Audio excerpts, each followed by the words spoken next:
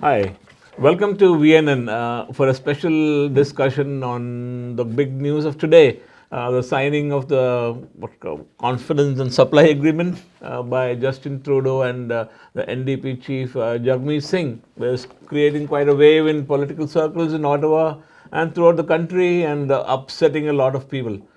We have with us, of course, a well-known management consultant and business strategist, Pramod Goyal, and we'll talk about this. How is it going to affect, and what will be the mood of the country in the coming days? Welcome to VNN. Thank you, Bala. Good afternoon, listeners. So, what do you think about this new confidence and supply agreement? I think my take is it may work both ways.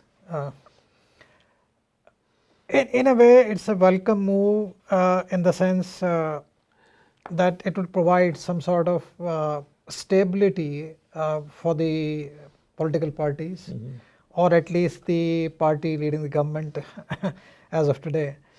And whereas a general public, to a larger extent, a lot of voters might feel the other way around. They might feel cheated, that this was not the mandate that was given to the parties concerned, and that it is an arrangement that has been done post facto. It could be, as conservatives have already kind of put it out, marriage of convenience, or just to, you can always say, political opportunism. But constitutionally it is allowed. Of course. In 2017 it happened in BC when the NDP and the Greens came to power together, and they did run for some time. Yeah. But you see, these two parties, they are not at loggerheads in many of their ideologies, but this looks like a very sort of, they will make strange bedfellows. Yes, I think if we look at even in the previous term, they had some sort of arrangement and they went in, for a number of years. So it's again a matter of convenience for both parties. Though, as per the declaration, the confidence and supply agreement that they are labeling it as.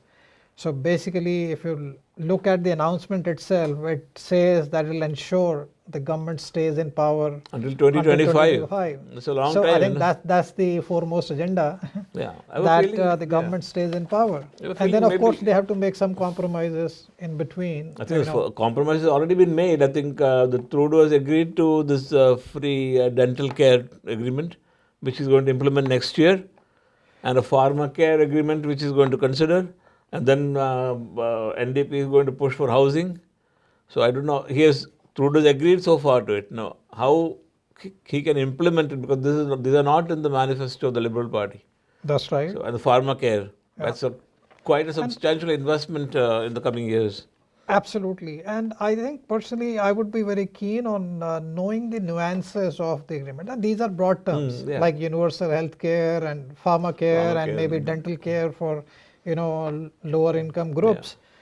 But what are the fine prints? I mean, what would be there, what would not be there, how much they would go forward with it, and how long it would take for them to actually implement. I mean, the government still has almost 3+ years to go. I think that so is depending on when these things will start to roll out, whether it starts to, people would like to see that now, I mean next few months, or it would be towards the fag end of the term.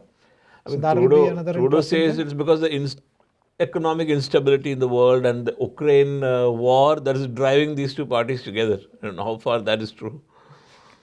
That could be a contribution, but I think the overall message, as it seems from the declaration itself, is that the parties are looking for, staying in government and staying in power until the next election is due. They don't want a new election in the middle, because I think nobody wants elections. And I think there is also a fear that that the Conservative Party may throw up a leader who can challenge Trudeau. I mean, that could be a factor. We don't know. Absolutely, that could be. I mean, it definitely might have some element, in the declaration that came up, or the arrangement. It has been in the works for some time. Yeah, people were expecting some sort of arrangement to come up, but I think the timing could be an issue. Yeah. Because and Trudeau said that this agreement will end the polarization in Parliament. So I don't know what exactly he meant. Because the Bloc Québécois is they are not on a confrontational mood there right now. Yes, and we haven't seen anything directly. Yeah. So what happens next? When will both the parties change ideologically? I don't think so. Personally, I mean, if you look at the past history of their arrangement, they have been apart on certain issues. They've been jointly working on, at least as far as the parliament is concerned, the government is concerned. So I think even today's arrangement that has been, mentioned is simply to take care of that the government or the Liberal Party stays in power. The NDP is going to support them in terms of their budget presentations. Four the next 3 budgets, years, is it the next 4 four years, budgets? even including this, and then of course any no confidence motions if any get tabled, and in return Liberals have accepted some of the election promises of the NDPs which we talked about, the healthcare and the dental care. So I think it's a marriage of convenience between both the parties that okay, we'll help you out here and then you take care of some of the issues that we have both been. it looks like the orange and the red they're sort of coming together, sort of merging that come up with a new color then. Maybe. Anyway, Candice Berg, the interim head of the Conservative Party, I was just reading that she says this is Trudeau's power grab, and that the people have been hoodwinked by the Liberal Party, and that Trudeau is desperate to cling to power, and she also terms it now government by blackmail. These are very harsh words, isn't it?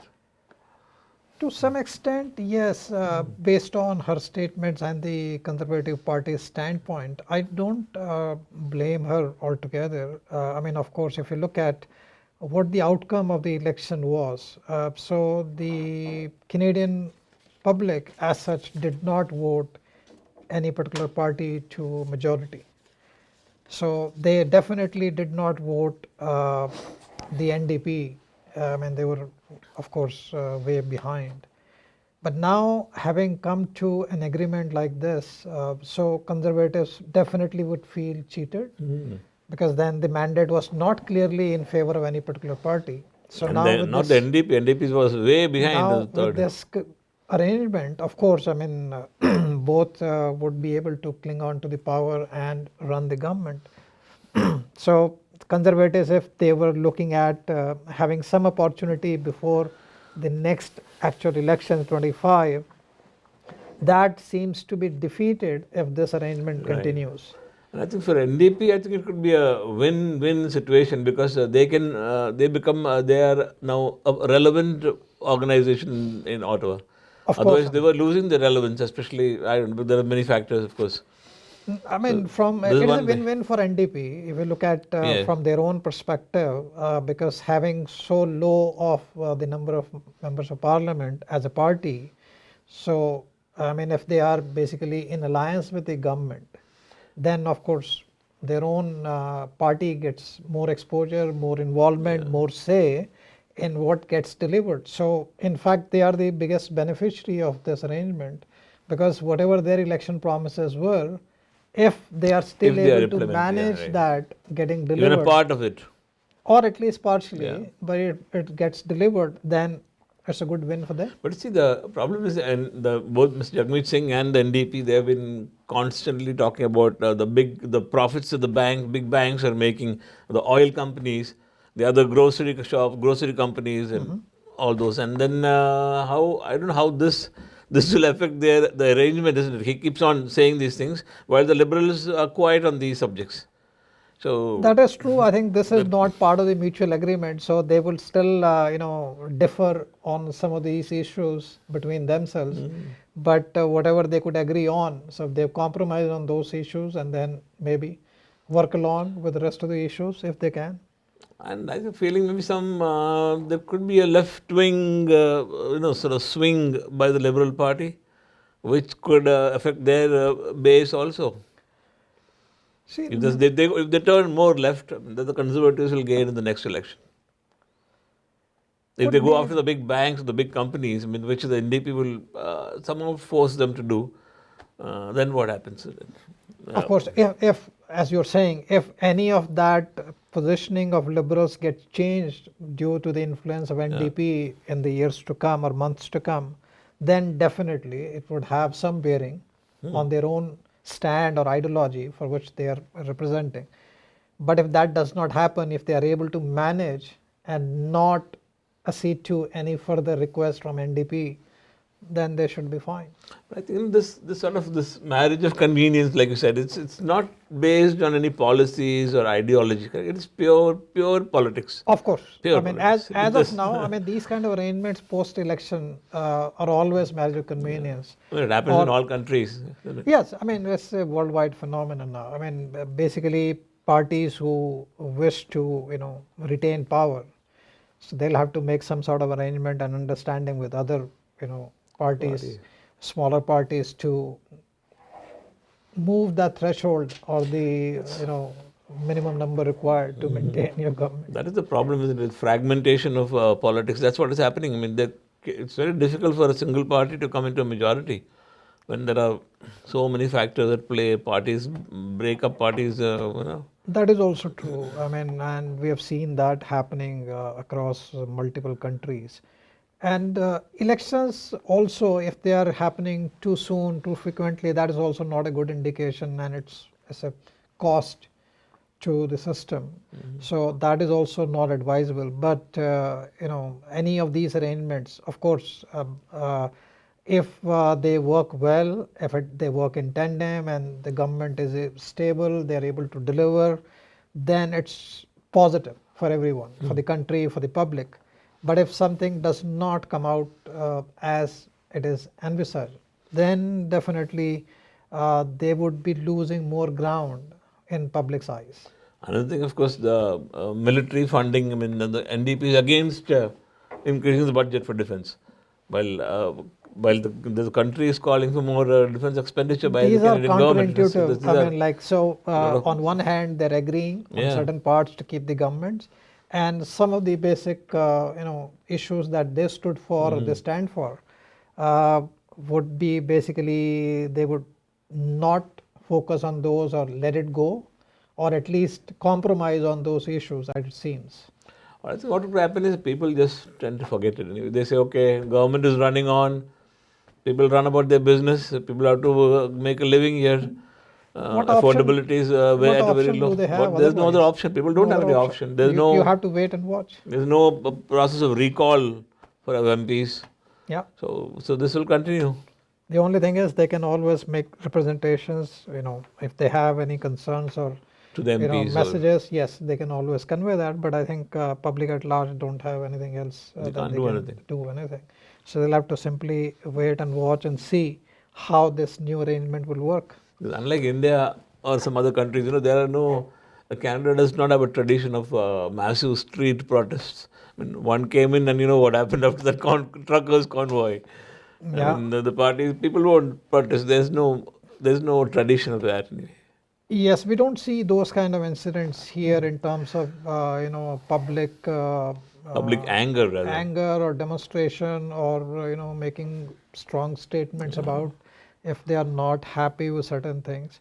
So people are more polite. Of patient, polite. The Canadian politeness. And, they would wait and watch the situation, which is good in some sense. But then sometimes issues come up which needs to be addressed. Yeah. I mean, you can't simply wait on certain things to happen and then wait for like 3, 4, 5 years down the road to see what will change. But again, I think let's keep our fingers crossed and hope that the new arrangement works. It works for the betterment of the society, works better for the country, and people at least are able to get some semblance of stability at the national level, and something new gets rolled out, which is for the benefit of the programs public. here, of course. Yeah. Of course, and I think both the parties are banking on public acceptance. I mean, that's the main thing. They know the public will be quiet anyway. I think if they deliver on some of the issues, then yes. maybe people might accept the fact that okay, it's a arrangement that the two parties have. But I think it's a question of ultimately what gets delivered going forward. Yes, but the Conservatives cannot do anything to stop this. If they sign the agreement until 2005, they are going to be in power, the Liberals. Well, as far as Conservatives are concerned, I mean, they would have to play the role of a very strong opposition. Strong They will have to opposition, remain in or at opposition, least keep them in check That's true. wherever they can, and so that they don't wither away. Let us see how it functions. Anyway, thank you, Pramod. It was something interesting. Yeah, there's going to be interesting days ahead. And thank you for watching this special discussion. Thank you. Bye.